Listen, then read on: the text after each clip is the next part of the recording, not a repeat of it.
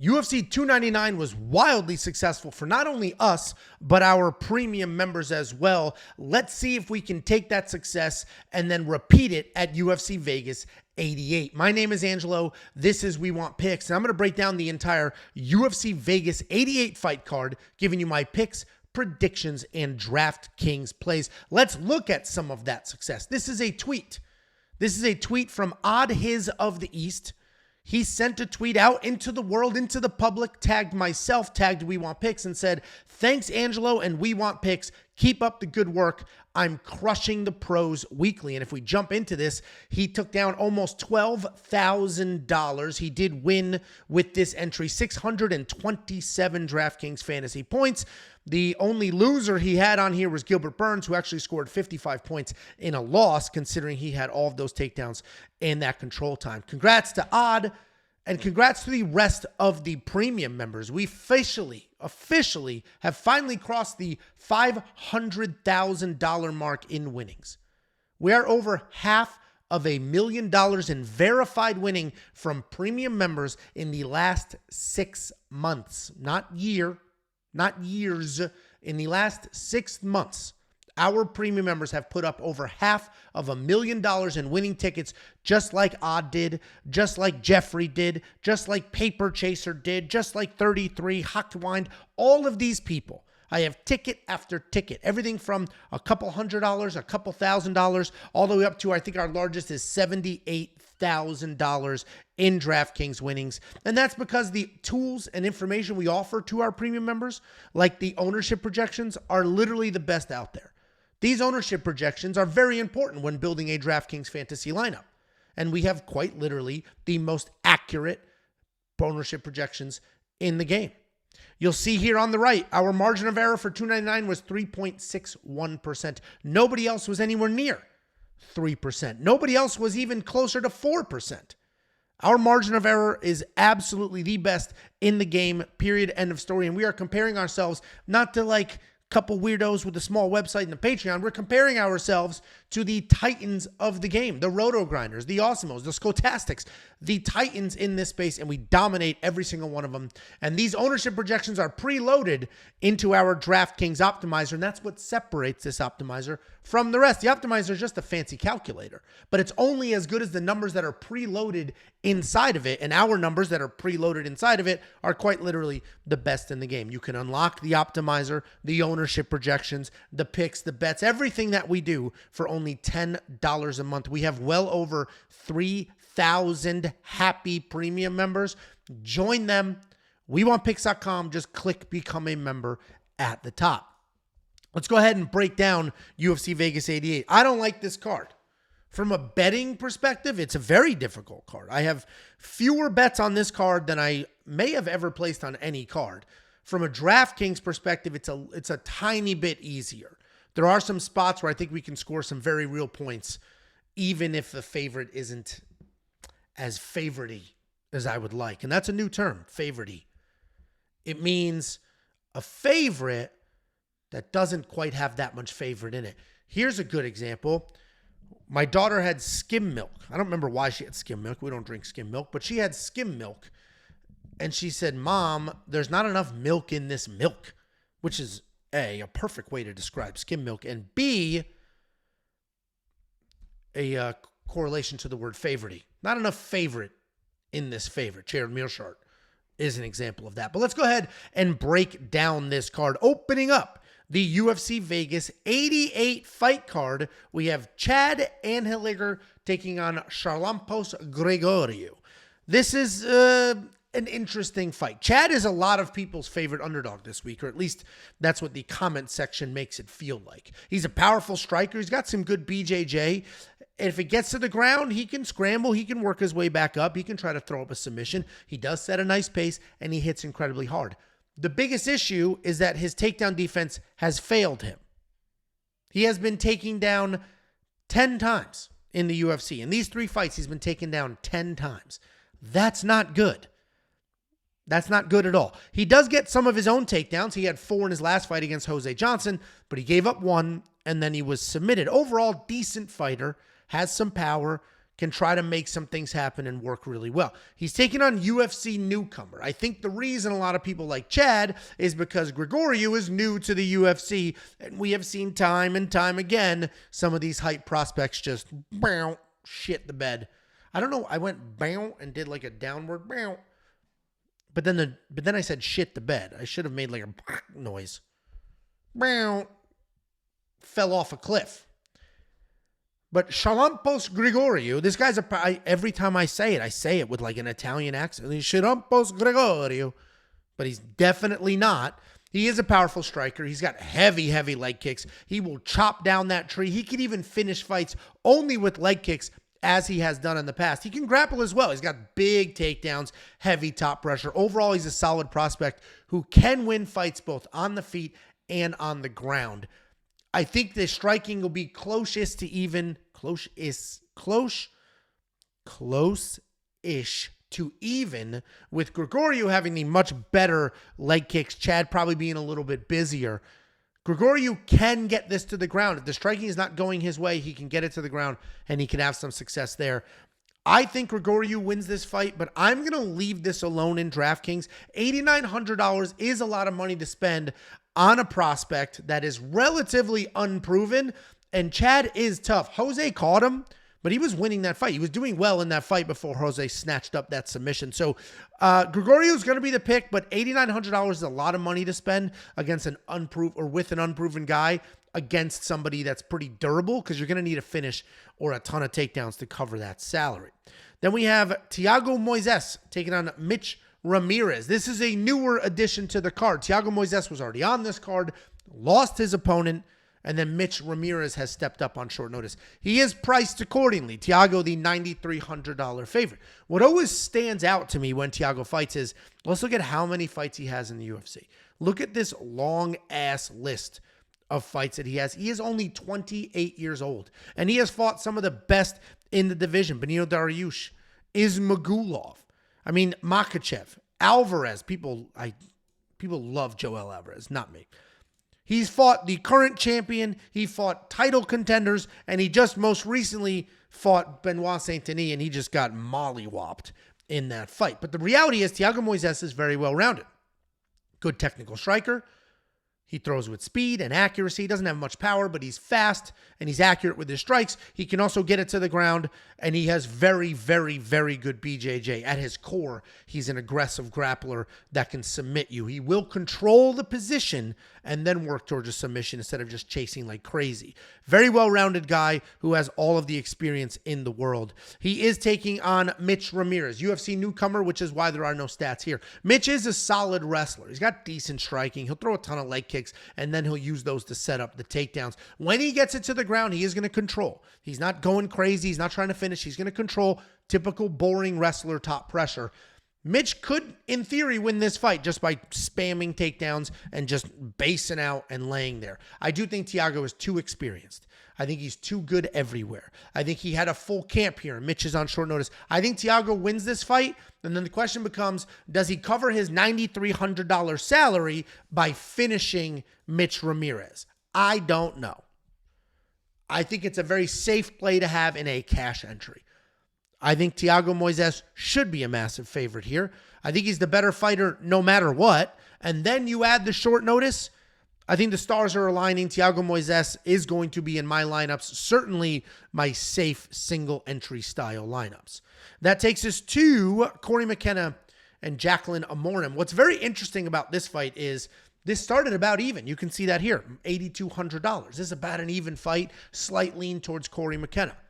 But as the week has gone on, Cory McKenna has become a pretty good-sized favorite. I believe she was all the way up to -170 today. That's almost a 2-to-1 favorite. And I get that she should be the favorite. She's a more well-rounded fighter in this matchup and a very well-rounded fighter overall. Cory McKenna can strike. She'll do really fun things on her feet, like throw Superman punches, head kicks. Then she'll shoot takedowns where she'll just pick you up, Matt Hughes style, slam you to the ground. She's busy. She's active. She will strike, she will grapple, she'll do all the things. She is very good everywhere, but she is young, does get a little wild, puts herself in positions she shouldn't necessarily be in, And she's coming off of a full year away from the cage. I don't know how much that will affect her, but she did get married in that time, and who knows what else that looked like, right? She didn't have an injury, but a full year away is a pretty long time for somebody that is relatively active before that. And actually, here's the last layoff she had between Kay Hansen and Elise Reed. She lost. And Elise Reed's not a great looking loss at all. She was basically outworked, frankly. And that's what's a little concerning here, because she is taking on Jaqueline Amorim. Jaqueline Amorim is three things. One, a powerful striker. Two, a very dangerous grappler. And three, not in shape. In this Sam Hughes fight, it was the cardio. The cardio was the biggest issue in this Sam Hughes fight. That's why she lost. She looked good early, faded fast, and lost that fight. The Meerschaert Ruiz fight, her cardio did look much improved. This was a third round finish. Her cardio looked much, much better. Much better. And then this TKO finish, this was on the ground, not on the feet. But Jaqueline Amorim is extremely dangerous. The more dangerous fighter in this matchup. It's not even close as far as danger is concerned. My only concern for Cory here is, let's say Cory does shoot those big takedowns and does do those Matt Hughes style slams and then gets caught in a submission or swept, and now she's on her back with the much, much better grappler on top of her. So I do have some concerns about Cory McKenna and her decision-making inside of fights, but she is the better fighter. She is the much more well-rounded fighter, and this is even money. I think statistically speaking, this price group, the $8,000, $8,200 price group in DraftKings, I think it's in the optimal lineup 60-something% of the time. So more often than not, the winner of this matchup is in an optimal lineup, and that's because they're usually affordable. I do think if Jaqueline Amorim wins, she'll put up big numbers as she did against Meerschaert Ruiz. And then if Cory McKenna wins, she should put up large numbers as well. I'm going to be on the Cory McKenna side, and there's incredible value if you compare her betting odds to her DraftKings pricing. So I'm going to run with that. Cory McKenna will likely be in my lineup. Then we have Josh Culibao and Danny Silva. Josh Culibao is a very good fighter. Josh Culibao is a very tough fighter, and he weathered an early storm in this last fight against Lerone Murphy. Lerone Murphy blasted him early, almost had him out of there, and then he was able to survive, but then continue to lose a very one-sided decision. He is a solid striker. He is aggressive. He's tough. He throws heat. He's always live for a knockout on his side. He's willing to engage in a dirty, inside-the-pocket kind of fight, which is why he does have a negative striking differential. He is hit more than he hits his opponents. But he is a tough guy, and as we saw in his last fight, he can weather an early storm. But he's a good size favorite here. And considering he was just dropped, and considering he was almost put out, it's a little bit concerning, right? He's taking on Danny Silva, Jacob's underdog lock of the week. Danny Silva is new to the UFC here, making his official UFC debut after a Contender Series win. He is a solid striker. He does have some clean technique and plenty of movement. He will invest in the body early and then hope for a late payoff. He does not have much offensive wrestling, but if he does get shot on, he's got good enough takedown defense to stuff it and then stay standing. He's not amazing at anything, but he is decent everywhere. Good striker. He can wear you down. I do not think Danny Silva wins this fight. I do think Josh Culibao wins this fight. And the reason I don't think Danny wins this fight is he doesn't have that big, giant power that Lerone Murphy had when he dropped Josh. So I don't think Danny's going to be able to drop Josh. And in order for Danny to win this fight, he's going to need to stay clean, stay technical, and outpoint Josh for 3 rounds. Josh does an amazing job making fights sloppy as hell. That's what he does. He comes in the pocket, makes fights sloppy, turns it into a dogfight. If that's the fight that we have here, Josh wins it.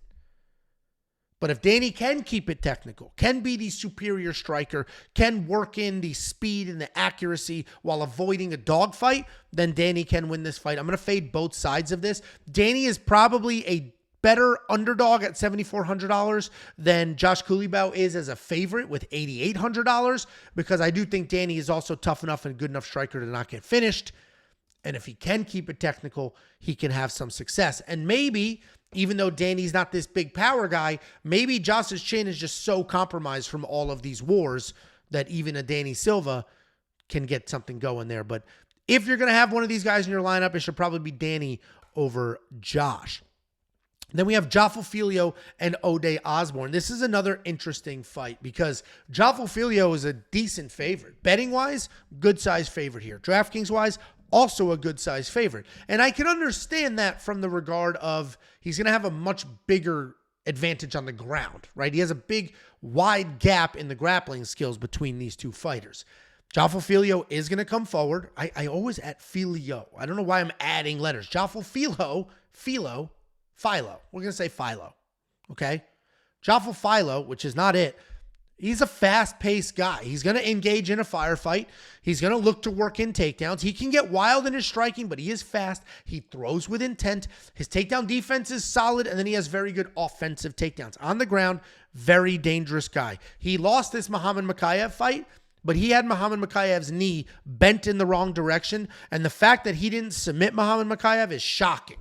It's shocking that he didn't submit him because I have never seen a knee bar that deep that didn't win. It was crazy what we had there. But then he came back. He got invited back to the show, and he beat Barres with 105 DraftKings points. He submitted him in the first round last summer. So Daniel Barres wasn't a great night for him. But Jafel Philo, it's definitely not Philo. Jafel looked pretty good in that fight. Had the takedown, decent striking, but not for very long before he worked in that takedown and then got that submission. He is taking on tried and true Ode Osbourne. I have said, I say proven entity. And somebody commented, every time you say proven, and he said all love at the end. So it must be love. But he said, I forget exactly what he said, but it was something like, every time you say entity, it drives me crazy. Well, I mean, he's a proven entity. That's a saying. I'm not making that up, right? Like, that's not like when I say slug fight and people are like, slug fight isn't a thing. Of course it is. Proven entity, Ode Osbourne, has fought some of the better people in the division, and he's got some solid wins. He beat Jimmy Rivera before, I don't know if he's in the UFC anymore, but Jimmy Rivera back in the day was heavy-handed. Thunderous leg kicks, a very explosive guy. He lost this Manel Kopp fight, but he was winning that fight. Yes, it was first round and it was early, but he was doing really, really well before he got caught. He beat CJ Vergara, who's good. He beat Adeshev, who's good. Tyson Nam is Tyson Nam with that big-ass power. And then he beat Charles Johnson. That was a very close, sort of sloppy-ass fight. And then he just got smoked by Asu Almabayev. But now we know how good Asu Almabayev is. Ode Osbourne's a southpaw striker, a very good striker. He uses range to keep people at the end of his punches. He has a ton of power, great finishing ability, especially at this weight class. And he has takedowns in his wins. He's a very well-rounded guy. I get why Jafel is the favorite. If he gets this fight to the ground, he could have a ton of success. If he doesn't get knocked down on his feet, he could still have a little bit of success. He's not going to be the much better striker here. The only reason I would consider putting Jafel in my lineup is because Ode doesn't score that well in decision wins. 69 points against CJ Vergara. And that wouldn't even cover his underdog salary here. His salary is $7,500. The rule of thumb is you at least want to get your price out of it, right? So if I spend $7,500 on you, I want at least 75 points. So even as a dog, Ode Osbourne doesn't cover in decisions. Obviously, he's got plenty of finish wins, and he'll cover in those. But I don't think he's going to finish Jafel. I think Jafel's tough enough on the feet and then can close the distance and grind on the ground. Jafel does cover in his wins, or at least he did in the Daniel Barres win. If you're going to put one of these guys in your lineup, it should be Jafel. Jafel is going to be the pick because I think the gap on the ground is wider than the gap on the feet. But I do have a lot of respect for Ode and his abilities, so I don't think this is going to be a steamrolling per se. That takes us to Josiane Nunes, taking on Chelsea Chandler. Listen, Josiane Nunes, if you look at her record, is going to trick you into thinking that she's a finisher. And obviously, we only have 3 fights here because DraftKings is only going to show the UFC fights, not even Contender Series, just official UFC fights. And you're going to see 1 finish, 2 decisions. But if you look at the rest of her record, it's riddled with finishes because she was fighting bums, just regional bums, and she was blowing through them. She is a striker. She does have some decent power, and she will just come forward and wing giant overhand lefts. Just boom, boom, just winging giant overhand lefts. She is compact. Just Jacob kept calling her a bowling ball, but she's just short and round, and then she just moves forward and bombs. She's never the taller fighter, but doesn't seem to have issue with range. She's not the most technical fighter in the world. It's actually crazy that she is 10-1 on a 9-fight win streak because, frankly, she's not very good. I don't think she's very good at all. I just think she's tough. She's short, so she's hard to take down, and she's tough. And she just bombs and just wild overhand lefts, trying to connect with power, bombing away, moving forward, all small. But she's not very good. So no, don't spend $8,400 on her in DraftKings. Now, Chelsea Chandler, $7,800. I wish I had a little bit of a better price point there. But Chelsea Chandler is good. I think she wins this fight. I wish she was more affordable than $7,800. I might have her in a lineup or two, but when you're throwing underdogs in lineups, you're hoping for a great dog at $7,400. But anyway, Chelsea Chandler is a giant. She's big in general, and then in this matchup, she's going to be fucking trying to give you green beans. Just the jolly green giant. She's massive in this fight. And I think she comes forward, throws her own bombs, pushes Josiane Nunes against the cage, and just leans on her. And just holds that fight there. Tries to get her to the ground, probably doesn't, because it's very hard to take somebody down that has an incredibly low center of gravity, especially against the cage. But Chelsea Chandler is very tough. She's not going to get dropped. She's not going to get rocked like she did in the Norma Dumont fight. She has her own good striking. She's got good takedowns, and I think she can work this to the cage, take away any tools, and when I say tools, it's just a spamming left that Josiane has. So I think Chelsea Chandler wins this fight. I think she's a good dog. I do wish she was a little more affordable in DraftKings Fantasy, and I may or may not have her in a lineup, depending on how my pricing fleshes out.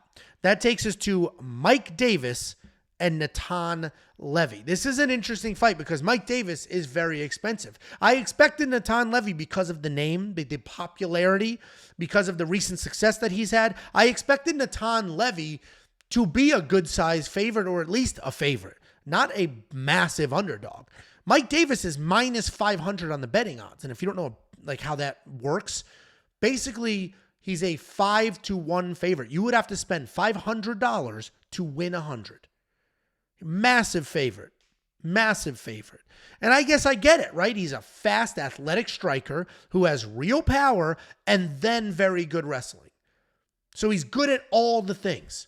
And he can come forward, get as many takedowns as he wants. He had 9 takedowns against Vyacheslav Borshev, 3 against Trevin Jones, 2 against Gifford. I don't know if I've ever seen that name before.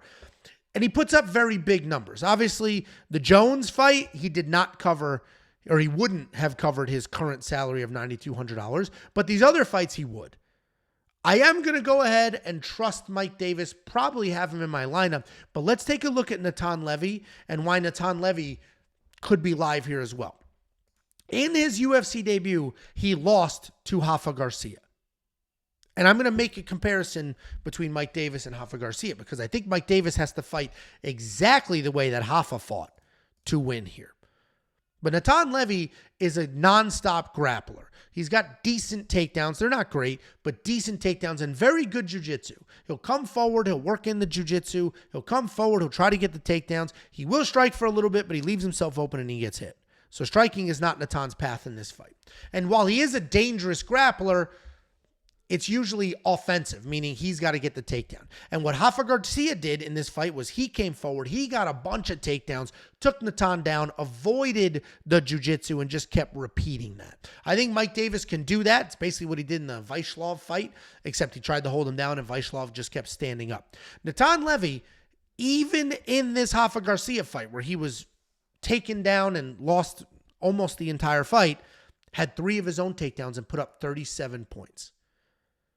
So if Natan Levy shoots first and shoots early, he might actually have a little bit of success here and might be able to do something. I do think Mike Davis is the better play for DraftKings because I think he's the much better striker and probably the better wrestler, or at least a good enough wrestler to get a bunch of his own takedowns. So Mike Davis, $9,200 might be worth looking at. I don't think he finishes Natan, but when you have a good enough wrestler that's going to shoot a bunch of takedowns and get a bunch of control time, you don't necessarily even want a finish.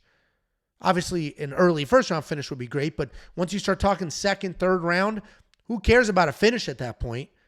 Give me more takedowns. Those 9 takedowns he had in his last fight, that's why he scored so many points. And if he got a third-round finish, he would have scored probably fewer points than he did with all of those takedowns. So I like Mike Davis to win this fight.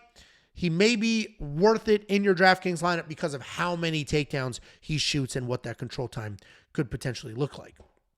That takes us to the main card opener, Jared Meerschaert, Bryan Barberena. Do not put Bryan Barberena in your lineup. Maybe if you have 150 lineups in a large tournament, you're trying to chase that 100 grand, maybe have him in like 2% of those lineups, something dumb, because I just don't see him winning this fight. The problem with Bryan Barberena is he is shaped like a bar brawler. He cuts his hair like a bar brawler. He grows his beard like a bar brawler, and he fights like a bar brawler. If he took his career seriously, he'd be a 155-pounder, not a 185-pounder. And he just stands there with his soft gut and just bombs. Just, let's try. But this isn't a third-rate promotion. This isn't tough enough. This is the UFC, the pinnacle of MMA. And I think Bryan Barberena at one point, after he knocked out Robbie Lawler, which was crazy. He knocked out former UFC champion Robbie Lawler, knocked him out. After he did that, he got wrestle-fucked. Dos Anjos wrestled the shit out of him. Gunnar Nelson wrestled the shit out of him. Muradov wrestled the shit out of him. And so you can look at it and say, well, listen, the last time somebody stood with him, it was Robbie Lawler and he knocked him out. And before that, he beat the very, very durable Brown. I just think those days are gone. All right, that Robbie Lawler win was in 2022. We're talking 2 full years ago. And since then, he's just brawling. He's softer than he should be. I think he's just sort of showing up, having fun. And I'm not trying to be disparaging because the UFC is weird. Because on one hand, you need every single fighter to want to be the best possible version of themselves. Every fighter should be trying to become the world champion. Every fighter should be trying to get as many wins as possible, build a resume, get a fight for a title, hopefully win the title. That's what they should be doing. But you also just need fun people to fight. And you need people that will go out there, be fun, and still lose, because otherwise you can't ever build a prospect.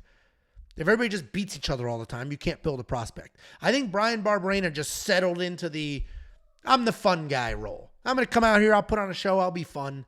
And that's great. And you need that. You 100% need that. Without that, we're just going to have a whole bunch of boring-ass wrestlers trying to lock up wins. So Bryan Barberena is a ton of fun to watch, always in an exciting fight. But he's been taken down, I believe, 18 times in his last 3 fights. It is 18 times in his last 3 fights. And he's fighting Gerald Meerschaert, who is a very aggressive grappler. Gerald Meerschaert actually has decent technical striking. He's got no chin whatsoever. And if Bryan Barberena connects, Gerald Meerschaert is done. He's gone. He's out. Period. End of story. That's it. But that, I feel like, is Bryan's only opportunity to win here, is to land a big punch. That's it. Because Bryan's not going to be able to defend all the takedowns and win a decision. Bryan's not going to be able to out-grapple Gerald Meerschaert. He's a decent grappler himself, but Gerald Meerschaert's a very good grappler. His takedowns aren't great, but he will get it to the ground, and he has great submissions, good control from there. And he is chinny, though. That is the problem. Gerald Meerschaert is chinny. Joe Pyfer knocked him out, but that dude, as much as of a Philly fraud he is, he does have good power. Andre Petroski dropped Gerald Meerschaert early, and Gerald was able to survive and actually had a great showing. I think would have won that fight if he wasn't dropped early. And he beat Silva, which was shocking because Bruno Silva is one of the hardest hitters in the division. And then Jotko fought the perfect game plan when you fight Gerald Meerschaert. Just point fight and stay the hell away from the ground. Bryan Barberena is not going to fight that fight. He doesn't know how. He only knows how to be exciting, which is great for the fans, horrible for his career trajectory.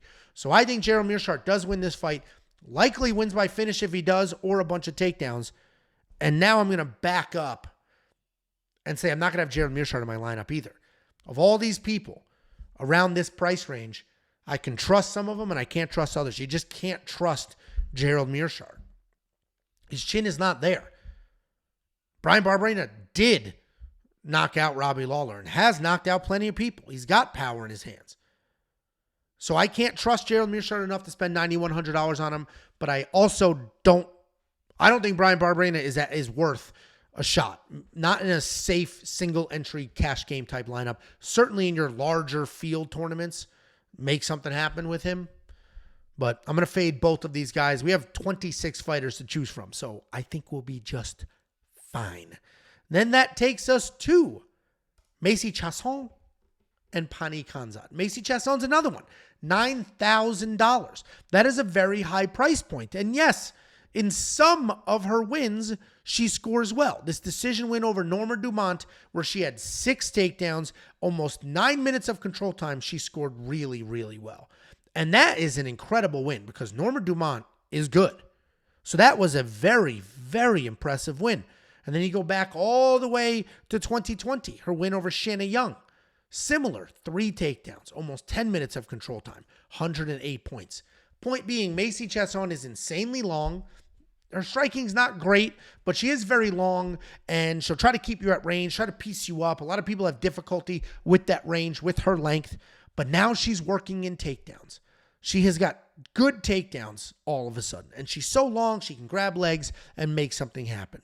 And if Meerschaert Chasson comes in here with a wrestle-heavy game plan, it can look like the Norma fight. It can look like the Shanna Young fight. And she can all of a sudden put up some very real numbers. $9,000 is a lot of money to spend when you don't necessarily know her game plan. Because she's taking on Pannie Kianzad. Pannie is going to be the far better striker here, specifically the better boxer. She's a great pure boxer. She never throws one punch at a time. Everything's in combinations. Her footwork is fantastic. She can outstrike most people in this division. Problem is she doesn't have any power, so she's not going to knock you out. That's never an option. She does have good takedown defense, but we just saw in this Ketlen Vieira fight, she was taken down and held down the entire fight. Within the first couple of seconds of each round, boom, taken down, and then held down. And that was it. She has no ability to get back up or create scrambles. She just is like, let me strike. I got taken down. All right, this round's over. Let me ride this out on my back and see if I can have some success next round. So this is another really tough fight to pick because I like Pannie. And if Pannie can defend the takedown, she's going to win this fight. But I don't know if she can. Meerschaert Chasson is going to be the pick. And honestly, she may be worth a shot in your lineup because if this fight is anything like Pannie's last fight, she's going to get taken down quickly and held down. And all of a sudden, Macy's racking up control time, racking up takedowns, making something happen. Pannie has no upside as far as the striking is concerned because while she can be a busy striker and win decisions, she doesn't really put up points. Obviously, 81 points if you spent 7,200 is great, but Lena Landsberg's like 109 years old. Especially, she's not in the UFC anymore. She's old as shit. And the Davis fight, 80 points, great. The Eubanks fight, 79 points, that's great. But takedowns weren't an issue in that fight. So she had the whole fight to work on her feet. That is not going to be the case here. She will not have the whole fight to work on her feet here. She will be looking to looking to keep her on her feet, and she won't be. She'll be grappled. She'll be taken down, and that ability will be taken away from her. I do think Macy may be worth a slot or two in your lineups. That takes us to Isaac Dogarian taking on Christian Rodriguez. This is a controversial fight. A lot of people love Christian Rodriguez in this fight. I think Isaac Dogarian at $8,500 might be the best value on this card. Because Isaac Dogarian is a very good grappler. He's a very good wrestler. He's an accomplished wrestler. Isaac Dogarian comes forward. He's got 6 fights, 6 first-round finish wins. He comes forward. He'll strike with you, sees his opportunity, bam, lightning fast takedown, gets you to the ground, and then just mauls from there. Absolutely mauls on top. Relentless. The knock on him is unfounded. The knock on him is, what happens if he gets out of the first round? He'll gas. But it's not based in fact. It's not based off of anything we've ever seen. We haven't seen him gas. He doesn't slow down. I don't know why people are convinced, oh, if Isaac Dogarian doesn't get a first-round finish, he'll gas. Based off of what? You want to say that for Jaqueline Amorim? Go for it. We've literally seen that happen. But for Isaac Dogarian, we haven't seen it happen. He's never been out of the first round, so it's an unknown. And I don't know why you're assuming negative. So let's say it's an unknown. And now I'm looking at this situation. I say, well, how would I know that he doesn't gas in the second round? Well, based off of his MMA experience, you don't. But if you zoom out a little bit and you look at his wrestling career and you say, oh, okay, he's a very accomplished wrestler from the Midwest. If you're watching this and you're not a wrestler or not very familiar with sort of the wrestling dynamics in America, certain regions of the country are better than others, right? The Northeast, pretty good wrestling region, especially if you include New Jersey in that and Pennsylvania in that, the best part of the country for wrestling. Midwest, very good. Ohio, Iowa. Midwest, very good wrestling regions. Right? The South, pretty dog shit in general. Obviously not every kid, but it's not great. So anyway, we look at this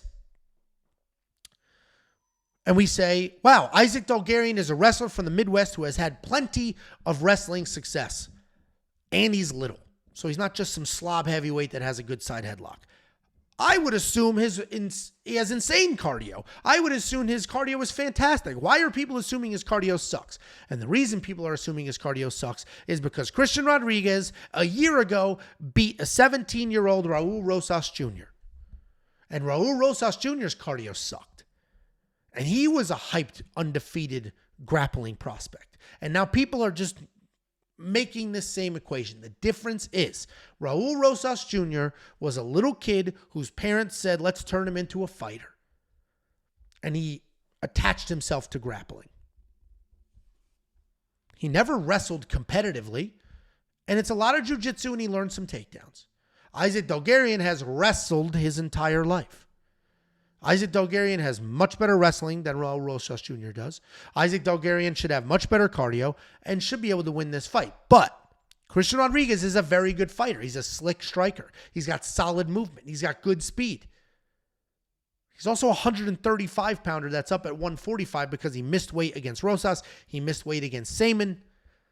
I think he's going to be undersized. I think he's going to get mauled. I like Dogarian to win this fight. I will have him in my lineup. With that being said, we watched Christian beat undefeated prospect Saman. We watched him beat undefeated prospect Rosas Jr. And all of a sudden, Christian Rodriguez is the prospect killer. If he beats Isaac Dogarian, he's officially the prospect killer, and they should make like a BMF belt, but for the prospect killer. I just don't think it's going to happen. And then that takes us to the featured fight of the evening, Kennedy Nzechukwu versus Ovin St. Preux. Kennedy Nzechukwu is going to win, is going to put up points, should be in your lineup. It's just that easy. Long guy, powerful guy. He can submit you. He can knock you out because he is so long, because he is so powerful. He did just lose to Dustin Jacoby, but Dustin Jacoby is a freaking world-ranked kickboxer. At least he was when he was kickboxing. The reason I'm so confident Kennedy Nzechukwu is he's fighting a 40-year-old Ovin St. Preux who has not taken his career seriously in a very long time. Ovin St. Preux stepping up on short notice. Ovin St. Preux going between heavyweight and light heavyweight, looking sloppy, doesn't let his hands go. Just sort of stands there, not throwing punches. And if he takes his time with somebody like Kennedy, who also can be a slow starter, but if he takes his time with somebody like Kennedy, Kennedy has plenty of opportunity to land the big power and make something happen. Ovins is a talented guy, but I think those talents have been wasted bouncing between weight classes. I mean, finished by Hill, finished by Bozer, finished by Lins. And yes, these are decent fighters, but the reality is I think Ovin St. Preux is just too old, getting too slow and too tentative to have success in the UFC, and Kennedy is going to be worth his price tag. Co-main event, Bryan Battle versus Anheliger. If I know anything about Bryan Battle, it's that he improves like crazy. Every single fight you see from Bryan Battle is better than the fight before. He is a better version of himself every time out there, both physically and skill-wise. He's very well-rounded. He can wrestle. He can strike. He's got plenty of knockouts on the feet, plenty of grappling wins. Bryan Battle's a very good, very well-rounded guy. He is early in his career. The toughest person he fought so far was Rinat Fakhretdinov. He did lose that fight. He was taken down. He was grounded on. But if there was any success in that fight, it was the fact that Bryan Battle never accepted bottom. He stood up every single second that he could. He never accepted bottom, never stopped moving. The AJ Fletcher fight, he did get cracked. That's concerning. He got cracked and he didn't look great early, but then he was able to come forward. We saw him overcome that adversity and get the win. He is $8,600, which is a lot of money to spend. Obviously, historically, when he wins, he is worth that. He actually would have covered that in every single win he's had, including the Trayson Gore win. But he's taking on Ange Losa. Ange Losa is very good. Ange Losa is a very well-rounded striker. He's got decent power, but he's going to pump his jab like crazy. He's going to get you backing up, and he's going to spam low kicks to chop up your legs. Like, Ange Losa is very good. He's a very good fighter. The win over AJ Fletcher was a solid win because he worked in takedowns against a guy who was supposed to be the much better wrestler. The AJ McKee fight. AJ McKee. Holy shit. Reese McKee. He smoked Reese McKee. Reese McKee, I think, also was just a giant fraud loser dork. But Ange Losa is good. He's probably the best fighter that Bryan Battle is fighting outside of Renat. And it does worry me a little bit. I am a Bryan Battle faithful. And a lot of it has to do with the improvements he makes. Like, anytime you get a young guy that is improving at freaking 10% between fights, it's crazy. So I do think Bryan Battle wins this fight. I don't necessarily think he's going to finish Ange Losa. And then I don't know if he's going to cover his salary. Like, there's a lot going on here. And I have a lot of respect for Ange Losa. I am going to avoid this fight. I'm going to pick Bryan Battle to win, but I'm going to avoid this fight. He's a little too expensive for me. And especially, I got Kennedy and Chukwu, who I'm insanely confident in. I'll spend the extra couple bucks on Kennedy, save that money, and not try to squeeze both Kennedy and Bryan Battle in a lineup. And that takes us to the main event of the evening. If you're building a safe single entry cash game lineup, having one of these heavyweights in your lineup is going to be tough. Because one of these guys is going to score nothing. It's just that simple. Tai Tuivasa is either going to knock out Marcin Tybura or get taken down, controlled, subbed, whatever it is. Tai Tuivasa, if he was a big underdog here, could potentially be worth a sprinkle because of the upside of a knockout. He's a very good striker, a fluid striker, right? He's got great kicks. He's got great powerful overhands, and he can throw straights and be technical as well. He's a very good fighter. The biggest issue that happened to Tai, or the biggest problem he had, is that he went on this 5-fight win streak. He knocked out Struve. He knocked out Hunsucker. He knocked out Hardy, Sakai, Derek Lewis. And then all of a sudden, he's a fan favorite, which he should be. And the UFC was like, holy shit. Like, the heavyweight division's kind of weak. Tai Tuivasa just knocked out 5 people. Let's give him a shot. So then they bumped up his level of competition. Gon beat him. He did have a little bit of success. He dropped Gon, but Gon beat him. Pavlovic knocks him out. Volkov submits him. And I think Tai Tuivasa, if all of a sudden he wasn't on that 5-fight win streak, he might still have a granite chin. Instead, Gon checked the chin. Pavlovic destroyed the chin. Volkov had some success getting to his chin as well. But I don't know if his chin matters here because he's fighting Marcin Tybura. Marcin Tybura is not a big one-punch knockout guy. He's a grinder. This Harris win, grinder. Get takedowns, work. Get takedowns, work. The Ivanov win showed us how tough he is. Ivanov 10-8'd him in the first round, basically. Picked him up, slammed him, did whatever he wanted to do. Marcin Tybura survived, came out in the second round, moved forward, and made that fight happen. The Blagoy-Ivanov win, decent win. Takedown, grinds, works from there. I personally think Marcin Tybura wins this fight. I think he grinds, literally grinds his way to a win. Comes forward, avoids the power, works against the cage, and works his way down. But you cannot put him in your lineup because he's not worth the money. If you think he can get Tai Tuivasa to the ground and finish him, like he did with Harris, then yeah, he can put up numbers. But he's not typically a finisher. Obviously, we have 5 rounds to work with, so plenty of time. But this could look like the Almeida-Derek Lewis fight, with Marcin getting a takedown, hanging out on top. Obviously, if he gets a takedown in all 5 rounds, he will score really well. The problem is there's a lot of downside with Marcin Tybura just getting knocked out cold because that's who Tai Tuivasa is. So I am going to avoid both of these guys in my lineup. Tai Tuivasa, probably, if you're going to throw one of them in your lineup, the better guy.